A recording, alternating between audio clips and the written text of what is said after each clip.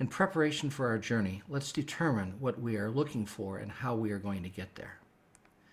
What we are looking for you to do is to develop a well-thought-through STEM commercialization or STEM business plan that is professional looking and has a maximum of 12 pages in length. Development of a quality plan in only 12 pages, however, will require some advanced planning and concise writing on your part, especially given that one of those 12 pages is the cover page, and a couple of pages may be needed to show data, tables, graphs, charts, sketches, drawings, photos, references, and financial schedules. So you may find yourself dealing with writing a plan in 6 or 8 pages. So we ask you to carefully review the judging criteria on which your plan will be graded before you get started on your plan, so you know exactly what we're looking for and what the judges will be grading you on. If you understand and meet the standards set by those judging criteria, it is a prescription for doing a quality plan. So let's take a look at those. 20% of your score will be based upon how well your plan communicates your ideas and reasoning. You can have the best idea in the world, and if you can't communicate it, you might as well not have that idea.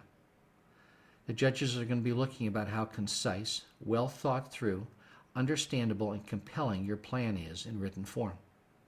They'll also be looking to see if your plan's organization and writing indicates quality. They'll be looking at your spelling, your grammar, the graphics that you use, and the overall professional appearance of your plan. They'll also be looking at your plan to see if your plan has a clear, unambiguous title that clearly describes what the plan is all about. Don't use a cute title. Use a title that communicates. They'll also be looking at the references and research supporting the plan to determine if those references are quality and relevant.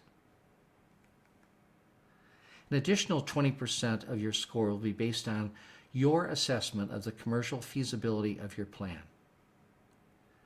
Does your plan clearly define a problem, pain point, or market opportunity that's addressed by your concept or idea? Does the plan clearly identify who its intended customers are, the nature of the competition, and the competitive advantage the concept idea that you have for your plan represents? Does the plan's feasibility analysis reflect a reasonable understanding of potential revenues and cost?